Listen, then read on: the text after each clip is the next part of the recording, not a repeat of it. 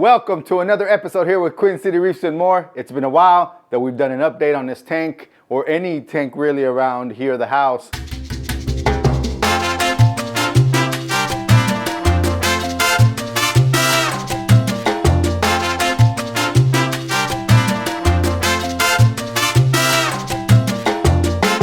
I actually had part 2 for last week's video, but we're going to do part 2 next week, and today we're actually going to do an update on what's going on here. Make sure you hit that subscribe button, hit that like button, leave a comment below. Let me bring you close to what's going on here with the Mega Matrix. Then we're going to go into the office. I'm going to show you what's going on there, what changes have happened. I'll show you where we are at, which, spoiler alert, we haven't gotten far. And then I'll show you what the quarantine tank looks like. But I'm excited actually to show you this. It's been a while. I've been sick, I've been traveling, everything's been going on. My wife had pneumonia at some point. She was recovering from it. I got sick, I was trying to recover from it. And so it's been hard to really put videos out there, but I'm here now. We're going to try to move forward with as many as weekly videos, hopefully. But if I don't put out a video one week, don't kill me. I promise you I'll be back. If I decide to leave, I will let you know in advance. Hey, this is done, I'm done doing this. So that way you're not just caught off guard of, hey, where did Dennis go? All right, so here we go. I'm gonna get behind the camera so I can actually show you. Right, change the white balance a bit here so that we can see what the corals are actually looking like and try to eliminate a lot of that blue. That being said, here we are. We're gonna start with this area right here. Here is my Holy Grail torch that when it shrinks, and I don't know why it shrunk, but it happens, and then later it's completely huge. When it shrinks though, you can see a lot of the yellow and green. When it expands, I guess that's when a lot of that, you can't see it so much. So, you know, it's pretty cool sometimes when it shrinks because then you see all that yellow. Here I have a Hellfire torch that I actually have cut 1 or 2 heads and then sold them to try to get other corals. I have a cotton candy torch. I have what initially one of them was sold to me as a tiger torch, and then the other one was a reverse tiger torch, but they're both starting to look exactly the same. One of the new crazes that I have had are Ghanies. So you'll see I have this pink one, I have the Alveopora, that one that's closed up right now. I did clean the glass before actually recording this video. That is a amaze balls, no name, pink with yellow tips. Green, that one back there that I thought it was an Alveopora, but might be a Goniopora, but flower pot nonetheless. A purple one, this nice green one. And you know, I'm starting to notice the one thing, and I'm gonna go a little off base here, but one thing I've noticed is when these tentacles here start not moving that much is when I know that it's time to clean the pumps, because there's not a lot of power in the pumps right now pushing these tentacles all over the place. So definitely something I'm going to be spending time doing this weekend so that I can start seeing these wave back and forth. But this one gets just as big as this one, and if you can see here, it's pretty big. So soon enough I will be cutting some of this to try to get more, you know, more Ghanies in one place. There's going to be a lot of movement. A lot of this is going to be going away once I start setting up some tanks in the studio. And back there you'll see a red Ghani and my glitter bomb Ghani that's back there. You kind of can't tell because it kind of blends in on camera with the green hairy mushrooms. We do have a coral that bleached back there, an SPS one. I did not remember the name of it. There's been some things going on with the SPS. For example, one of this is like an ASD rainbow that has supposed to have all those nice great colors. But once I put them in my tank, they started just all almost looking the same green. So not sure what that's about, but definitely have been looking into it. And I plan on sending an ICP test to see if I see anything abnormal. My hammer garden is looking amazing, but it's odd how even though all these other ones are looking great, you have that one that the tentacles have been in for quite some time, and normally those tentacles would be just like these. Then that orange one in the back, I had to put it in the shade for whatever, because for some reason it seemed like it was getting some kind of brown jelly, so I had to clean it, dip it, and then put it back there. Then I have here what Chris Meckley was, I don't know if anybody's on Facebook and follows the ACI Facebook page, but he introduced the princess or prince. Can't remember if it was a princess or prince hammer. Then you have the queen and the king back there. And honestly, the prince or princess, the one that's supposed to have all these tones to it, is not looking anything like the pictures. But I'm hoping that it will get to that once it grows more. Right now, the best looking one is the king one that's back there. Then we have this green splatter one. Of course, zoas, they are growing more than ever.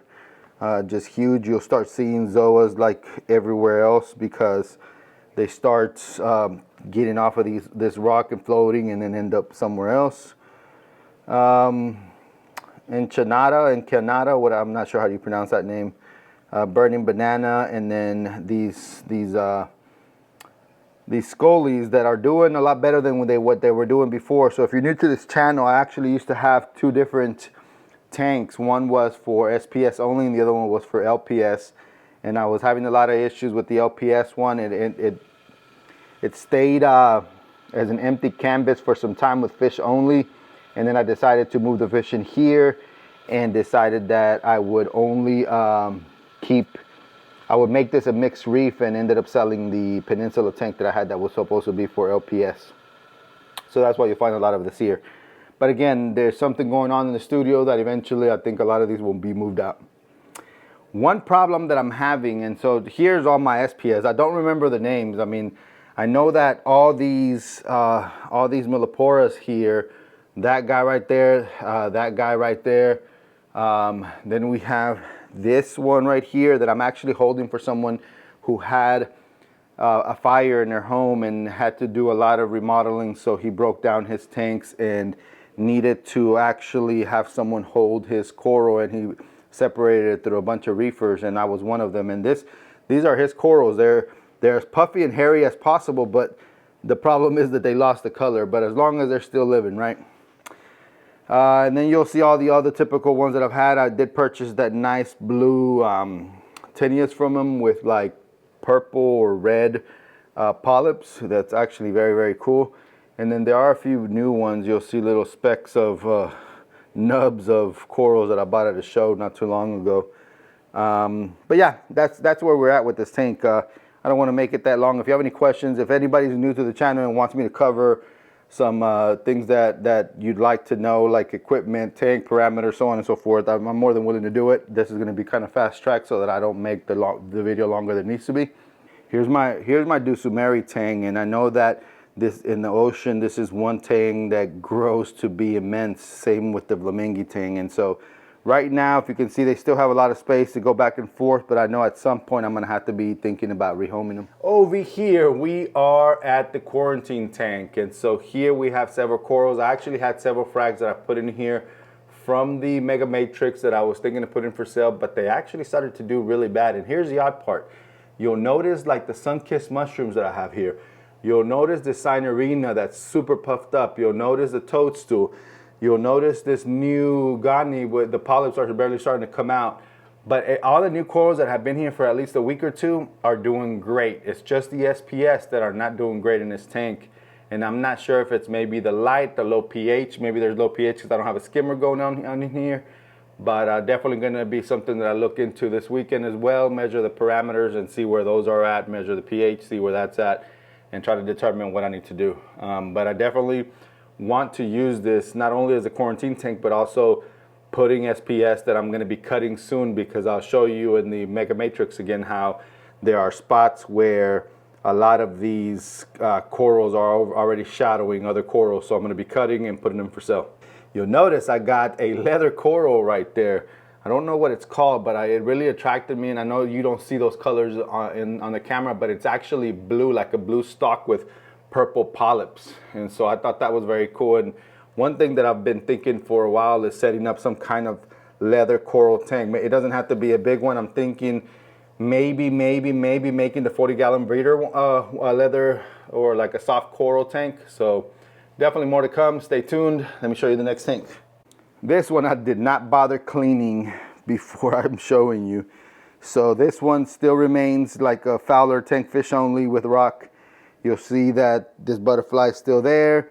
A black molly still there, and the blue jawfish is still there. The reason blue jawfish is here is because here I tried by not putting a heater to keep the temperature 76 or lower, and that's because when he was in my other tank, that 78, he started doing really bad, and I started doing a lot of research, and the things that people pointed me out to and some research pointed me to was that in warmer waters, these fish do not do well. And so there was a lot of fin rot, a lot of not eating. And so once I moved them here, it took months, but it definitely started eating. It started to look a lot better, but definitely still not 100% because it's been a while. Then we have the mangrove tank. And so these mangroves, I had 4, 1 perished, but these ones are doing great. As you can see, a lot of leaves now from when they were little baby stalks. But oddly enough, some are growing faster than others, and when they were all the same size. So you'll see, oops, the light turned off. But you'll see that one's the largest, medium, and small. So, but the tank's doing great. This is fresh water. And finally, we're gonna walk into the studio over here. And this is where the anemone tank is now. So no longer is it in the dining room. I try to take as many tanks as I could out of there because I know my wife at some point wants to start having dinner in other areas other than the nook area. And so here's the anemone tank. This is where you will find the copper band that amazingly is still doing very well. He's been in this tank for a few weeks now, but unfortunately have not been able to get him to eat anything else. So I've been filling this tank up with copepods. I ordered a huge order of copepods, dropped them in here, been feeding them phytoplankton. And so I've been seeing the copepods here and there, so I know they're still there, and that's what he picks at the rock now. I also added a group of peppermint shrimp, so because I had a bunch of Aptasia in here, and I still have some Aptasia, but I want to say that it's about 80 to 85% gone, and I don't know if I owe it to the peppermint shrimp or if I owe it to the copper band that's right over here. I can say that I have not personally seen the copper band eat Aptasia. When I have seen it pick at the rock, I have not been able to really tell if it's Aptasia because this is, unfortunately a room that I don't spend a lot of time in yet. You'll see in one of the other videos I talked about this tank, and so this is still in progress. I'm not sure if I really want to go the route of setting up this tank with a hanging back filter, so I did order a new tank. I ordered a Innovator Marine Cube, the 15-gallon that has the AIO, the all-in-one tank that has that back chamber as a sump, and I figured that probably will make things simpler. But either way, I might set this one up. I have a lot of ideas. I don't know if you noticed on the Mega Matrix, the rear anemone that I have has grown a lot to the point where when it stretches out, it does touch the glass, it touches the other rock, and it's about to start touching the corals. So my thought process was making this the home of the rideri and the 2 anemones. I mean, the rideri and the 2 clownfish, so that it can be its own ecosystem in this tank, and it can stretch out as much as it wants, as long as it doesn't bother anything else. And here is the frag tank that I bought months and months and months ago. I have not done anything with it. So the plan with this one here is to eventually make it a frag tank and purchase a bunch of frag racks that I could then put in here and start cutting coral and putting them in here. And this is where I would take my pictures from and eventually either post them online, post them on Facebook. I am definitely creating a Queen City Reefs website, so that way, instead of trying to take pictures of everything and uploading pictures to Facebook all the time, I can just put a link and say, hey, go check out what's in stock right now. And you definitely can use that to purchase any coral that you'd like. That being said, this is a project that is on hold because the reality is that we are going on vacation in about a month, and I do not want to start anything or change anything or do anything until we come back. So once we're back, then this definitely is going to be something that I'm going to be starting on first. And finally, this is a 40-gallon breeder tank, the one that I was talking about, that I may make a soft tank, or at least a soft dominant tank, so that we can see that leather, we can see the toadstool, and amongst other things that I'm going to see that catch my attention to add in here.